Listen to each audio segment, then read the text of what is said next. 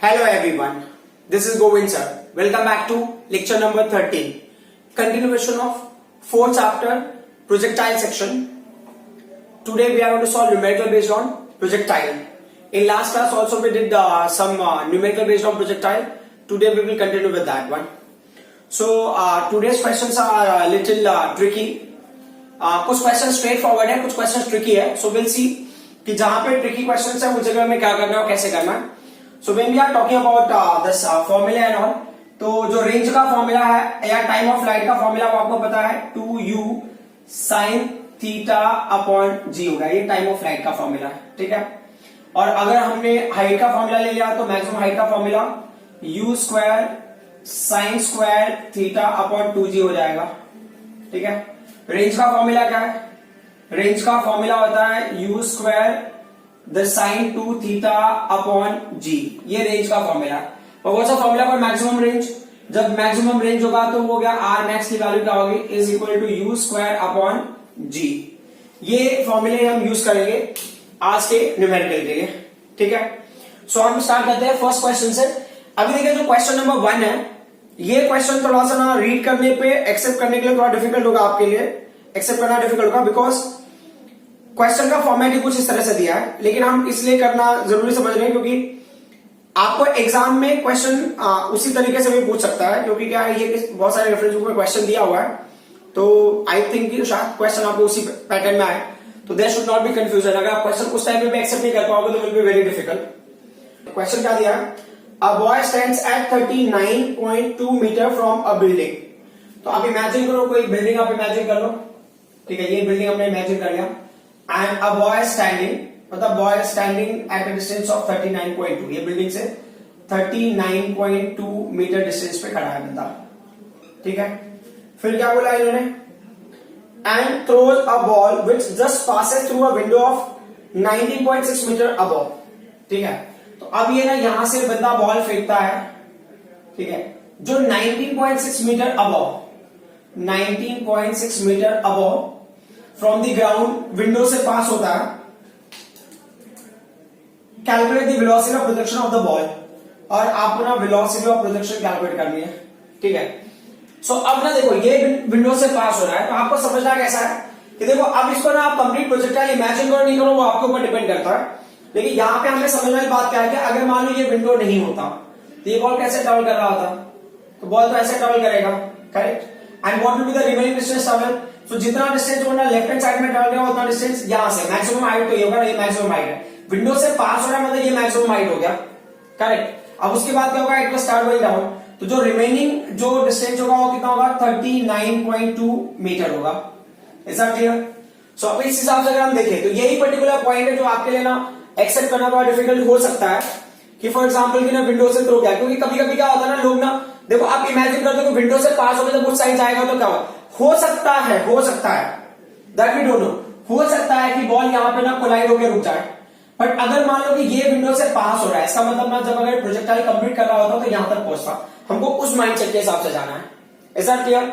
You don't have to think ना कि window से जैसे एंटर करेगा फिर उस विंडो से कैसे निकलेगा, है ना, उधर वॉल हुआ तो कुछ वो सोचने की जरूरत नहीं है. मान लो अगर आपने प्रोजेक्टाइल को थ्रो किया, suppose I am throwing a projectile, ठीक है. तो प्रोजेक्टाइल को मैंने थ्रो किया, ये प्रोजेक्टाइल हो गया. तो अगर मुझे मालूम पड़ेगा कि ये मैक्सिमम किस हाइट तक जा रहा है, मतलब ये कैपिटल एच की वैल्यू का मुझे पता है, एंड इफ आई नो कि ना कौन से वेलोसिटी से थ्रोन है, तो मैं बता सकता हूं कि पूरे पैटर्न में क्या हुआ रहेगा. क्योंकि ये जो पर्टिकुलर पार्ट है तो प्रेडिक्ट करने वाली बात है ना कि मैक्सिमम हाइट तक यहां पहुंचा है प्रोजेक्टाइल अपने एक पर्टिकुलर पैटर्न को फॉलो करते हुए. तो उसके बाद भी उतने ही रेंज को कवर करेगा. जितना रेंज यहां पे उतना रेंज यहां पे कवर करेगा. जितना टाइम उसको यहां लगेगा उतना टाइम यहां पे लगेगा. क्लियर? सो ये तो क्या है, बहुत जनरल सी बात है जो हमें ना लॉजिकली समझना है. तो बस उसी कॉन्सेप्ट के हिसाब से आगे बढ़ना है. तो हमने इमेजिन कर लिया कि अगर ये प्रोजेक्टाइल कंप्लीट होता तो कुछ ऐसा क्राइटेरिया होता. शायद डायग्राम में थोड़ा सा लेंथी दिख रहा है ना, तो इसको थोड़ा सा पहले ड्रॉ कर देता हूं मैं, ठीक है, समथिंग लाइक दिस, ठीक है. तो ये कंडीशन होगा. अभी रेंज का वैल्यू क्या होगा? What is the range? तो मान लो अगर ये ना प्रोजेक्टाइल कंप्लीट या बॉल कंप्लीट अगर डिस्टेंस ट्रेवल कर पाता इन टर्म्स ऑफ प्रोजेक्टाइल तो कितना डिस्टेंस होता? तो 39.2 बिल्डिंग का डिस्टेंस है, उसके बाद भी 39.2 डिस्टेंस वो ट्रेवल करता. तो फाइनली क्या हो जाता? 78.4 मीटर हो जाता. अब ना ये कितने हाइट से वो पास हो रहा है बॉल? तो तो ग्राउंड से वो हाइट 19.6 मीटर से पास हो रहा है, तो क्या 19.6 मीटर वो हाइट की वैल्यू हो गई। अब इन्होंने बोला है ना वेलोसिटी कैलकुलेट करो आप, है ना, द वेलोसिटी ऑफ प्रोजेक्शन।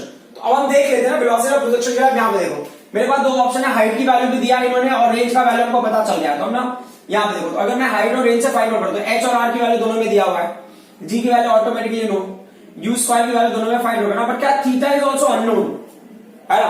तो इसका मतलब अगर मुझे ना यू की वैल्यू फाइंड आउट करनी तो पहले तो मुझे थीटा निकालना पड़ेगा, ठीक है। तो you are finding that theta is also unknown, पहले हम थीटा कैलकुलेट करेंगे।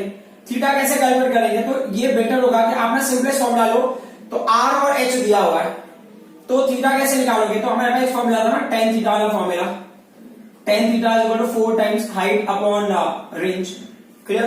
तो अगर आपको चाहिए तो ये कैलकुलेट कर लो, तो ये होगा tan theta is equal to ये 4 हो गया। एच की वैल्यू कितनी है, एच की वैल्यू है 19.6, करेक्ट। और रेंज की वैल्यू कितनी होगी, टोटल रेंज है ना, अगर आप इमेजिन करिए कंप्लीट अगर प्रोजेक्टाइल कंप्लीट अगर ट्रेजेक्टरी परफॉर्म करता हो तो क्या होता है उसका रेंज 78.4, क्लियर। तो अब अगर ना आप कैंसिलेशन करोगे तो 4 1 जा 4 9 जा एंड 6 जा, ये कैंसिलेशन के बाद क्या होगा, वैल्यू 1 हो जाएगा, क्लियर। तो अब इसके हिसाब से अगर टेन थीटा की वैल्यू 1 है, तो टेन थीटा की वैल्यू 1 है, मतलब क्या हो गया, टेन थीटा की वैल्यू, तो which value of ten is 1, तो टेन 45 की वैल्यू 1 होती है, तो टेन थीटा ही हो गया, और ये टेन 45 की वैल्यू होगी 1, तो थीटा का वैल्यू क्या हो गया 45 डिग्री। तो इसका मतलब क्या हो गया, ये जो प्रोजेक्टाइल को हमने प्रोजेक्ट किया था, बॉल थ्रो था, वो कितने डिग्री पे थ्रो किया था, 45 डिग्री पे थ्रो किया, गॉट इट। अब हम ले लेते हैं वेलोसिटी के लिए। तो वेलोसिटी के लिए किसको यूज करना है वो आप डिसाइड कर लो, आप ना u square sine square theta use करना है, या u square sine two theta upon g, जो भी यूज करना है, रेंज या हाइट जैसा भी, जिसके हिसाब से आपको कैलकुलेट करना है। तो चलो ठीक है, हमने मान लिया कि ना मैं 45 है ना, तो ये साइन स्क्वायर वाला बेटर होगा, ठीक है। साइन 90 की वैल्यू में वैसे 1 ही हो जाएगा, कोई इशू नहीं है। तो हम चलो ठीक है, रेंज के हिसाब से बेटर हो जाएगा, क्यों, रेंज के हिसाब से 45 है ना, तो रेंज से मैक्सिमम हो जाएगा, करेक्ट। कैलकुलेशन थोड़ा और इजी हो जाएगा। तो मान लो ये आर हो गया, ये क्या होगा, यू स्क्वायर हो गया साइन 2 इंटू 45, करेक्ट, अपन क्या होगा, ये जी हो गया। रेंज का वैल्यू कितना है, टोटल रेंज हो गया 78.4 metre, u square question mark है, ये क्या होगा साइन 90 हो गया, करेक्ट, और ये क्या होगा 9.8 हो गया, क्लियर। तो अब वो हिसाब से देखो तो साइन 90 की वैल्यू 1 हो गई, तो यू स्क्वायर क्या होगा, साइन 90 की वैल्यू 1 ना, तो यू स्क्वायर इक्वल टू क्या होगा 78.4 इंटू 9.8, ठीक है। अब देखते हैं इसको कैसे सिंप्लीफाई करेंगे। तो ये ना 78.4 देखो ना, 78.4 ये 4 से कैंसिल किया तो 90.6 आएगा ना, तो ये क्या कर सकते हैं, उसको मैं इसको ब्रेक करता हूं, तो क्या मैं लिखूंगा इसको 19.6 इंटू 4 लिख सकता हूं इंटू 9.8। अच्छा, अब अगर ना बहुत डीपली एनालाइज करोगे तो you will come to know कि ये 4 को मैंने क्या कहा 2 इंटू, अगर 2 से मल्टीप्लाई होगा तो 19.6 हो जाएगा, 9.8 इंटू 2 कितना होगा 19.6, करेक्ट। तो ये u का वैल्यू क्या हो जाएगा, u is under root of what 19.6 into 2 into 19.6, तो क्या होगा 19.6 को आप कॉमन ले लो, मतलब कॉमन ले लो मतलब ये अंडर रूट, तो अंडर रूट 2, तो u इज क्या होगा 19.6 इंटू क्या होगा 1.414, ठीक है u। अब मल्टीप्लाई करके एक बार चेक कर लेना उसको, ये 27.7144 इसका आंसर आएगा, इज दैट क्लियर। और यूनिट क्या होगा मीटर पर सेकेंड। तो it is the first question. Now we go to the next question. अब हम देख लेते हैं सेकंड क्वेश्चन के लिए, ठीक है। तो सेकंड क्वेश्चन का क्या criteria, this question is also again very simple.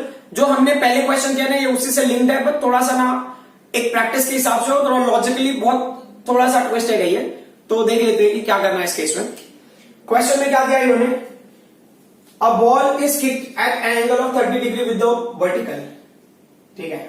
ये देख लो, ये एक बॉल को किक किया है 30 डिग्री पे विद वर्टिकल, ये 30 डिग्री, मतलब जो हमने इमेजिन किया था वर्टिकल के साथ में जो एंगल उसको थीटा डैश लेंगे, और जो हॉरिजॉन्टल के साथ में एंगल होगा उसको थीटा लेंगे।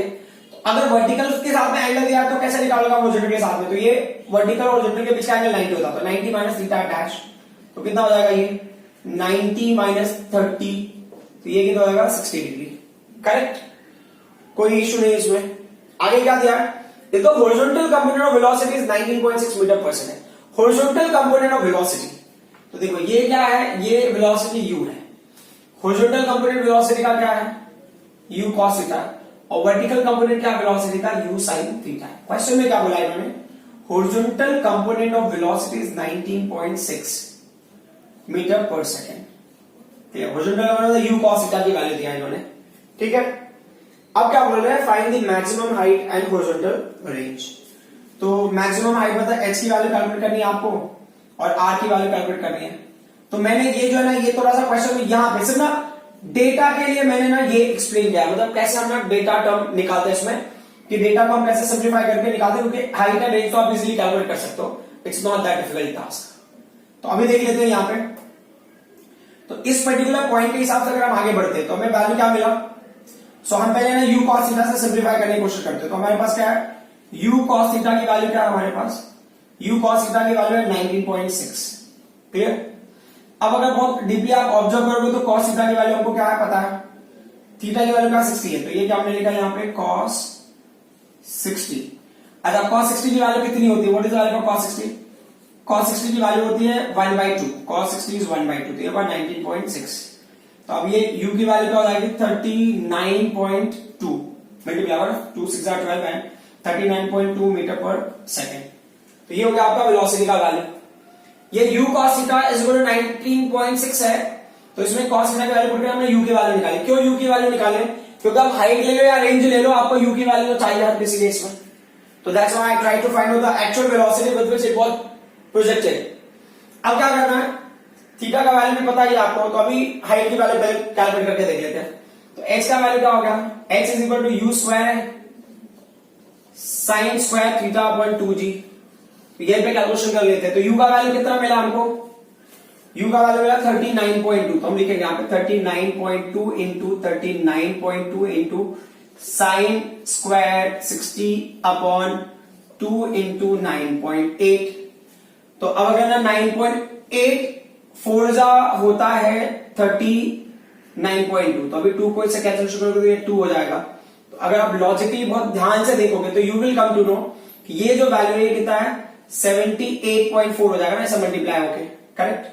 और साइन 60 की वैल्यू कितनी होती है, साइन 60 की वैल्यू होती है √3/2। अब उसका स्क्वायर ले लोगे तो क्या होगा, साइन स्क्वायर 60 का वैल्यू क्या हो जाएगा, √3 का स्क्वायर 3 हो जाएगा, 2 का स्क्वायर क्या हो जाएगा 4 हो जाएगा। तो लेट्स सी ये क्या होगा ये मैं डायरेक्टली लिख देता हूं यहाँ पे 3/4। आप कहीं पे नोट कर लेना साइड में आपके नोटबुक। अगर 4 से कैंसिलेशन करोगे तो क्या होगा 19.6 हो गया, 19.6 इंटू 3, 3 6 18, 3 9 27 एंड 1 28, 3 2 5, तो 58.8 मीटर हो गया। किसकी वैल्यू, हाइट की वैल्यू। अभी रेंज देख लेते हैं। तो रेंज के लिए क्या क्राइटेरिया आगे देखते हैं, बहुत सिंपल सा है। ये होगा you square sine 2 theta upon क्या होगा ये g हो गया। तो अभी यू स्क्वायर मतलब क्या होगा ये 39.2 इंटू 39.2, ये क्या है अपॉन 9.8, क्लियर। और फिर क्या इंटू साइन 2 इंटू 60 मतलब साइन 120 हो गया। अच्छा, अब ये पॉइंट को भी आप नोट कर लो यहाँ पे। ये वैसे हमने किया है कई बार, फिर भी देख लेते हैं। जो साइन 120 होता है उसको हम लिख सकते हैं साइन 180 माइनस इसको 60 लिख सकते हैं ना। 180 माइनस 60 की वैल्यू क्या होती है 120। तो अब ना साइन 180 माइनस थीटा का वैल्यू क्या होता है साइन थीटा, तो मतलब क्या होगा साइन 60। तो साइन 120 की वैल्यू साइन 60 की वैल्यू क्या होगी, सेम होगी। तो अब यहां पे साइन 120 आएगा एक्चुअल में, तो ये 9.8 ये 4 हो गया, क्लियर। अभी मैं उसको वैसे कह रहा हूं 39.2 इंटू 4 हो सकता है शायद कैंसिलेशन हो जाए। तो ये क्या होगा साइन एक्चुअल में 120 हो गया ना, मैं डायरेक्टली ले देता हूं। ये क्या होगा साइन 120 की वैल्यू हमको क्या मिली साइन 60 का वैल्यू √3/2, तो √3/2, तो ये 2 कैंसिलेशन, ये कितना होगा 78.4 हो गया, करेक्ट। यानी इसको मल्टीप्लाई करोगे तो क्या होगा 1.732। अब ये पूरी वैल्यूज को अगर आपने मल्टीप्लाई किया तो कितना मिलेगा 135.788 एंड 8। अब जो भी है रेंज का वैल्यू होगा यूनिट होगा मीटर। तो ये आपका आंसर हो गया सेकेंड क्वेश्चन का, ठीक है। अब हम आते हैं नेक्स्ट क्वेश्चन पे। For this question you need to apply little logic, क्योंकि अगर बिना लॉजिक के आपको ये गेस करना थोड़ा मुश्किल होगा कि हमें करना कैसे पड़ेगा, करना कैसे है। तो देख लेते हैं क्वेश्चन में क्या है, आपको कैसे फील होगा कि आपको क्या लॉजिक लगाना है और कहां लगाना है। क्वेश्चन में क्या है, क्वेश्चन बहुत सिंपल सा है, it's not that complicated. Question में क्या बोल रहे हैं, a ball is thrown at an angle of theta and another ball is thrown at an angle of 90 minus theta.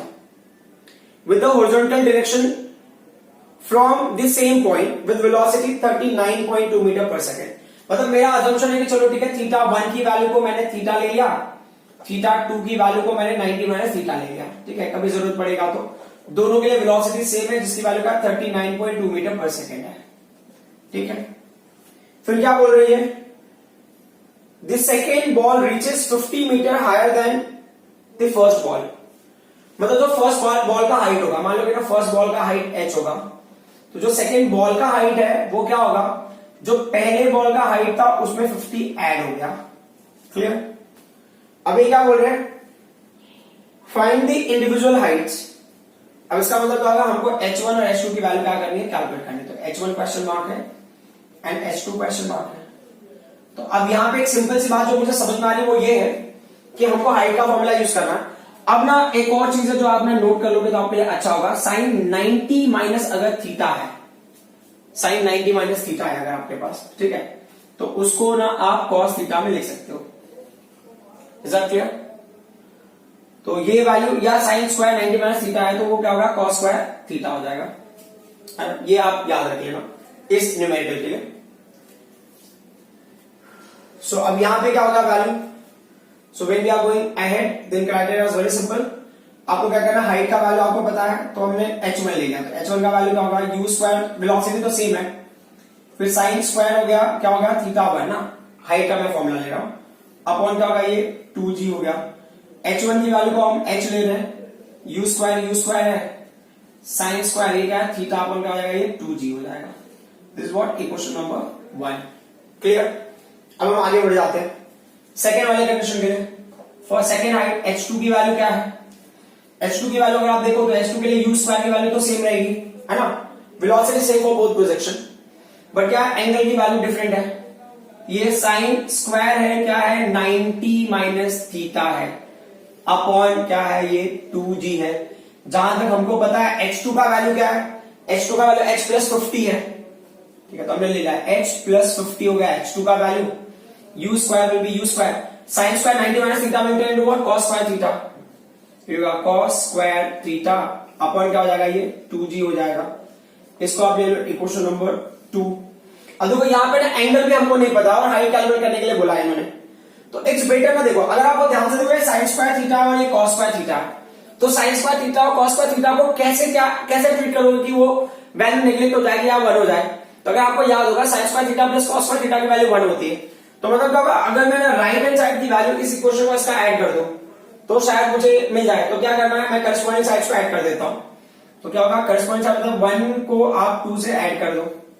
आप इसके अलावा भी बहुत सारे पैटर्न्स हैं, आप ये h की वैल्यू को यहां पुट करके सिंप्लीफाई करो, वो भी कर सकते हो आप, ठीक है। तो आपके ऊपर डिपेंड करता है आप जो मेथड आपको फॉलो करना है, ठीक है।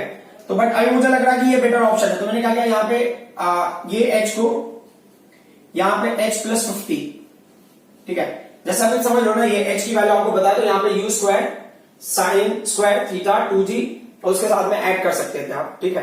तो वो भी एक ऑप्शन है आपके पास, लेकिन क्या है ना, वो कॉम्प्लिकेटेड हो सकता था बाद में, तो बेटर होगा ये ऑप्शन ज्यादा बेहतर है ना।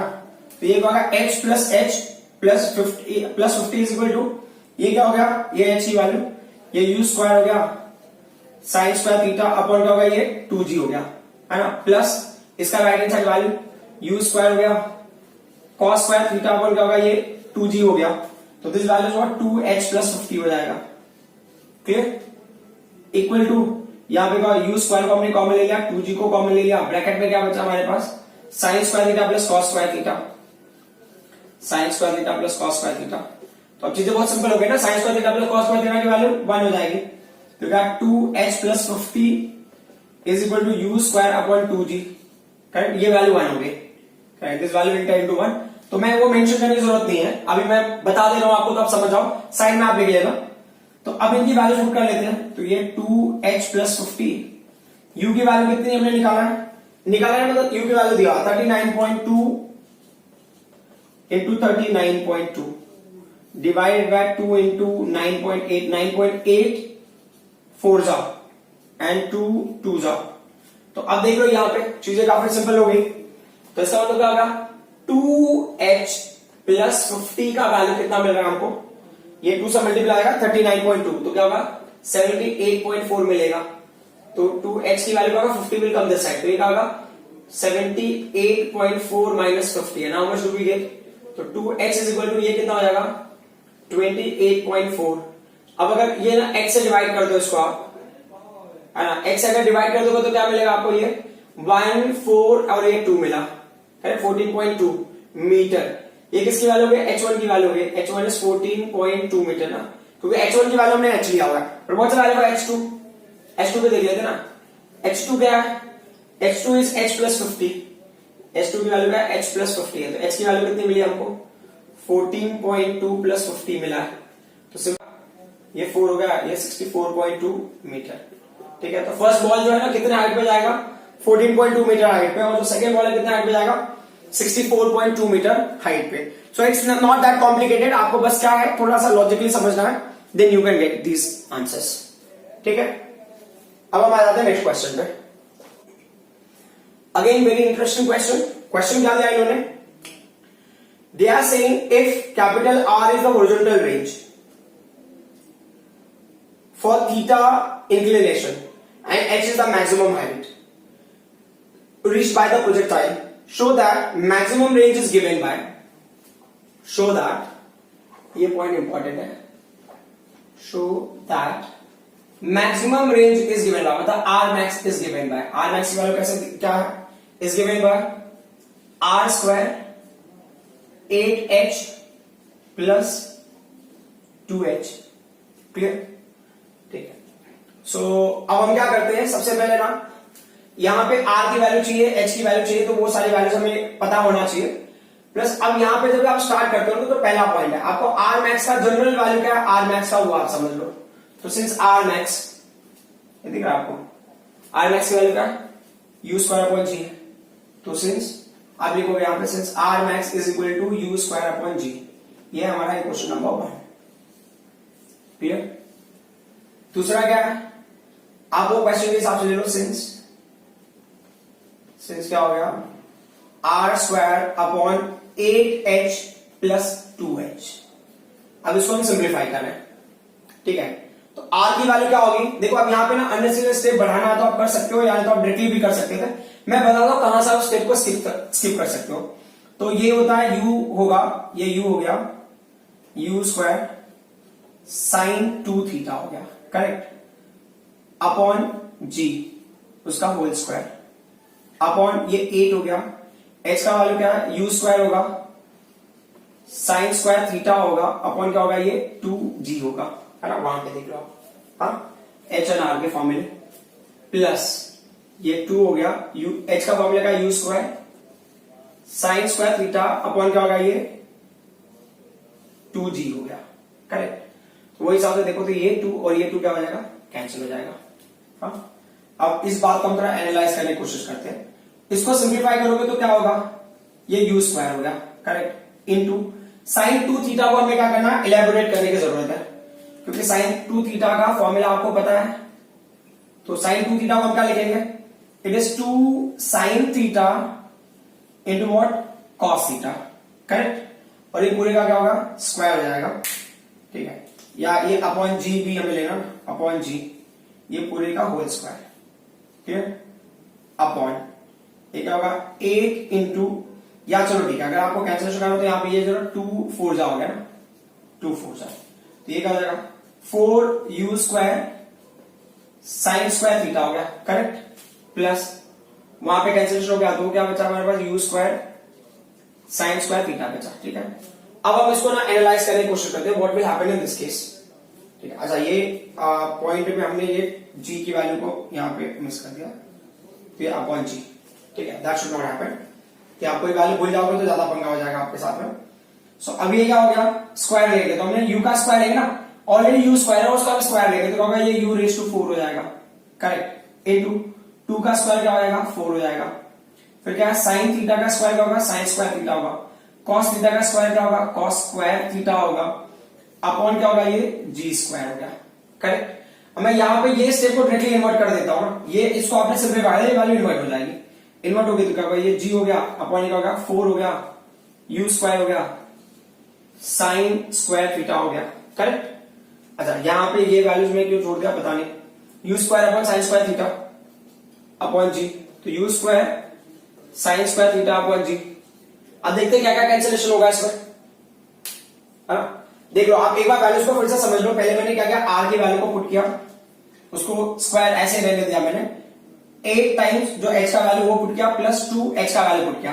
तो जो भी नॉर्मल कैंसिलेशन का मैंने किया, यहाँ पे भी जो नॉर्मल कैंसिलेशन ने किया, इसको फिर मैंने न्यूमरेटर पार्ट को सिंप्लीफाई किया, इसके न्यूमरेटर के न्यूमरेटर पार्ट को सिंप्लीफाई किया। तो ये क्या, यू स्क्वायर साइन 2 थीटा की वैल्यू को 2 sine theta into cos theta किया अपॉन जी। ये पूरे का होल स्क्वायर है, तो पूरे का होल स्क्वायर, तो यू स्क्वायर का क्या होगा, यू रेस टू 4 हो गया, 2 का 4 हो गया, साइन थीटा का साइन स्क्वायर थीटा हो गया, कॉस थीटा का कॉस स्क्वायर थीटा हो गया, एंड जी का जी स्क्वायर हो जाएगा। ये पूरी वैल्यू इन्वर्ट हो जाएगी, जो भी लेफ्ट आउट क्वांटिटी है यहाँ पे लेफ्ट आउट था वो इन्वर्ट हो गया, और यहाँ पे जो वैल्यूज है वो पूरी का पूरा वैसे लिख दिया हमने। अब देखते क्या क्या कैंसिलेशन हो सकता है। So you can see this g will cancel with this g, ये 4 में इस 4 के साथ में कैंसिल हो जाएगा, ये यू स्क्वायर जब इसके साथ में कैंसिल होगा तो ये यू रेस टू 4 के साथ में यू स्क्वायर बचेगा, करेक्ट। अब क्या होगा, ये साइन स्क्वायर थीटा कैंसिल होगा साइन स्क्वायर थीटा के साथ में, सो व्हाट इज लेफ्ट वो देख लेते हैं हम लोग। तो अब ना देखो, ये अभी तक जो वैल्यूज है वो किसके इक्वल जा रही है, वो R square upon 8h plus 2h is equal to में ही मिल रहा है हमको, करेक्ट। तो अब लेफ्ट आउट थिंग्स में क्या है, यू स्क्वायर है कॉस स्क्वायर थीटा है अपॉन जी है, ठीक है। तो क्या है, यू स्क्वायर है कॉस स्क्वायर थीटा है अपॉन जी है, फिर प्लस नेक्स्ट वैल्यू में क्या है, यहाँ पे प्लस के बाद में वो क्या है, यू स्क्वायर है साइन स्क्वायर थीटा है अपॉन क्या है वो जी है। अब इसमें से क्या हो गया, यू स्क्वायर अपॉन जी को हमने कॉमन ले लिया, ठीक है। अब ब्रैकेट में क्या मिलेगा, कॉस स्क्वायर थीटा प्लस क्या होगा, ये साइन स्क्वायर थीटा। तो अब ये स्पेस नहीं है तो मैं यहां पे ले लेता हूं, ठीक है।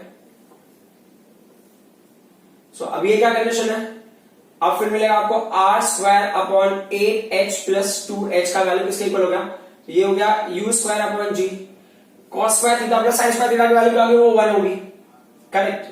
तो अब एक चीज और आपको पता है इक्वेशन 1 से, यू स्क्वायर अपॉन जी की वैल्यू क्या है, आर मैक्स है। तो फाइनली आप लिख सकते हो कि therefore R square upon 8h plus 2h is equal to क्या होगा, ये आर मैक्स हो गया, मतलब जो शो करना था हमने ऑब्टेन कर लिया। So will see the next question. Next question again certain part of that you have already done, और जो लास्ट पार्ट वो आपने नहीं किया है, तो हम देखते हैं वो ऑलमोस्ट इसी कॉन्सेप्ट पे बेस्ड है। सो क्वेश्चन क्या है, हाफ पोर्शन हमने ऑलरेडी किया हुआ, इसका हाफ जो क्वेश्चन होगा, बट फिर भी एक हिसाब से कर लेंगे फिर से, कोई इशू नहीं है। क्वेश्चन क्या था, show that there are 2 angles of projection for which horizontal range is same, मतलब 2 एंगल ऑफ प्रोजेक्शन के लिए आपको सेम रेंज मिलेगा। अगला क्वेश्चन क्या है, and also show that the sum of maximum heights of these 2 angles is independent of angle of projection, मतलब वो 2 एंगल के लिए जो हाइट होगा उनका जो सम होगा वो इंडिपेंडेंट है एंगल ऑफ प्रोजेक्शन, मतलब उसके फॉर्मूले में थीटा नहीं आएगा, ये बात आपको समझनी है। तो चलो ठीक है, हम समझ लेते हैं कि पहला मेरा असम्पशन है कि जो पहला प्रोजेक्शन है वो क्या है, थीटा है, जो सेकेंड एंगल का प्रोजेक्शन है वो ना कॉम्प्लीमेंट्री एंगल के लिए ही रेंज सेम होता है, ये तो पता होगा आपको, क्लियर। सो अब हम आ जाते हैं कॉन्सेप्ट पे। तो अगर मैंने R1 की वैल्यू लिखी, तो R1 का वैल्यू क्या हो गया, ये यू स्क्वायर हो गया साइन 2 थीटा 1 हो गया, करेक्ट, अपॉन जी। पर थीटा 1 की वैल्यू क्या है, तो हमने लिखा यहां पे R1 इज इक्वल टू ये हो गया u square sine 2 theta upon g, ये हो गया हमारा क्वेश्चन नंबर 1, क्लियर। अब हम क्या करते हैं, सेकेंड रेंज के लिए लेते हैं, सेकेंड एंगल ऑफ प्रोजेक्शन के लिए। सेकेंड एंगल ऑफ प्रोजेक्शन के लिए क्या होगा, R2 इज इक्वल टू क्या होगा, ये यू स्क्वायर हो गया साइन 2 थीटा 2 हो गया अपॉन क्या होगा, ये जी हो गया। थीटा 2 की वैल्यू पुट करते हैं, तो ये R2 हो गया, ये क्या होगा, यू स्क्वायर हो गया, दिस व्हाट साइन थीटा 2 की वैल्यू क्या होगी, ये 2 यहां पे रहेगा, थीटा 2 की वैल्यू क्या है 90 माइनस थीटा अपॉन क्या, ये जी है। तो R2 का वैल्यू क्या हो गया, R2 will be what, u square you are having this is sine 2 will multiply inside, तो क्या होगा 180 हो गया, माइनस क्या होगा, ये 2 थीटा हो गया अपॉन व्हाट, जी। ये हो गया इक्वेशन नंबर 2। अब मैं सबसे इंपॉर्टेंट पॉइंट ये यहां पे लिख देता हूं मैं, कि अगर मान लो आपके पास ना कोई एंगल है साइन 180 माइनस थीटा करके, तो वो जो है ना, ये थीटा की वैल्यू है ना 180 माइनस है, तो क्या होगा, साइन थीटा हो जाएगा। अब यहां पे थीटा की जगह पे पिछले ये क्वेश्चन में क्या दिया है, इन्होंने 2 थीटा दिया, तो क्या हो जाएगा ये इक्वेशन, या इसको 2 नहीं, आप अगले वाले को 2 लिख दो चलेगा। तो ये I2 इज इक्वल टू क्या हो गया, u स्क्वायर मिलेगा हमको, ये साइन मिला है ना, तो साइन 180 माइनस 2 थीटा क्या होगा, साइन 2 थीटा हो गया, अपॉन क्या होगा ये g हो गया। This is what equation number 2। Clear. अब आप देख सकते हो फ्रॉम इक्वेशन 1 एंड 2 से, तो from 1 and 2 what do we get, so from 1 and 2 u square sine 2 theta upon g, तो range r1 and r2 same होगा। तो ये पहला क्वेश्चन था कि show that for two different angle of projection we will have same range. अब अगला क्वेश्चन क्या है कि अगर इनके हाइट्स को ऐड कर देना इन इस कंडीशन के लिए, इस पोजीशन, इस एंगल ऑफ प्रोजेक्शन के लिए, और अगर वेलोसिटी सेम रहे, तो अगर आपने उनके हाइट्स को ऐड कर दिया तो उसमें ना एंगल नहीं आएगा, इंडिपेंडेंट ऑफ एंगल। तो देख लेते हैं, तो आप बताओगे यहाँ पे h1 की वैल्यू क्या होगी, अगर आई फॉर्म राइटिंग h1 का वैल्यू क्या होगा, ये होगा u स्क्वायर ना, h का फॉर्मूला है u square sine square theta 1 upon क्या हो गया 2g हो गया। तो अब अगर और भी जो वैल्यूज के साथ में आ गए तो u स्क्वायर हो गया साइन स्क्वायर, ये क्या होगा थीटा अपॉन 2g, क्योंकि थीटा 1 की वैल्यू हमने क्या ली है, थीटा ली है, करेक्ट। इसको हम ले लेते हैं इक्वेशन नंबर 3। अब जो दूसरा वैल्यू है वो क्या है h2 का, वो तो फॉर्मूला फॉर h2 का फॉर्मूला का u स्क्वायर हो गया साइन स्क्वायर थीटा 2 अपॉन क्या होगा ये 2g हो गया। तो कैलकुलेशन ऑलमोस्ट वैसा ही है जैसा अभी हमने किया था। तो ये u स्क्वायर हो गया, ये साइन स्क्वायर थीटा 2 की वैल्यू क्या है 90 minus theta, clear, upon 2g। Sign square 90 minus theta का वैल्यू हमने यहां पे लिखा, क्लियर। तो ये क्या होगा h2 का वैल्यू, h2 का वैल्यू हो जाएगा ये u स्क्वायर हो गया cos स्क्वायर थीटा अपॉन क्या हो जाएगा ये 2g हो गया। This what equation number 4। इन्होंने क्या बोला, sum of heights for these two angles will be independent of angle of projection. तो चलो ठीक है, हम क्या करते हैं इक्वेशन नंबर 3 और 4 को ऐड कर देते हैं, क्योंकि ना हमको h1 h2 वैसे मिलेगा ना सम ऑफ। तो जो फर्स्ट हाइट है प्लस सेकंड हाइट ले लिया हमने, is equal to first height की वैल्यू क्या है, ये होगा u square sine square theta upon क्या होगा ये 2g हो गया, और ये वैल्यू क्या हो गया plus u square cos square theta upon g, u square upon 2g को हमने क्या कर लिया, अच्छा सॉरी यहाँ पे ये 2g है, यहाँ पे 2g, ठीक है, 2g को हमने कॉमन ले लिया, करेक्ट। तो ये क्या होगा u स्क्वायर अपॉन 2g को कॉमन ले रहे दोनों केस में, दोनों से, तो क्या बचा में ब्रैकेट में sine square theta plus cos square theta, correct. तो sine square theta plus cos square theta की वैल्यू क्या होगी, दैट इज 1। तो हमको क्या मिलेगा h1 plus h2 is equal to क्या मिला u स्क्वायर अपॉन 2g। तो देख लो यहाँ पे ना ये जो फाइनल टर्म है उसमें एंगल नहीं है, तो therefore sum of heights independent, या sum of heights independent of angle of projection, ठीक है। तो ये पॉइंट मुझे आई होप कि आपको समझ में आई होगी। So these are very simple this concepts and simple topics to understand. So next class में I will continue with the numerical of projectile only, ठीक है, क्योंकि थोड़े से और न्यूमेरिकल्स है, एनसीईआरटी के कुछ न्यूमेरिकल्स है, कुछ थोड़े बहुत कॉम्पिटिटिव एग्जाम के क्वेश्चंस होंगे, we'll do that collectively. Okay, I hope whatever I explained you people understood. Thank you very much.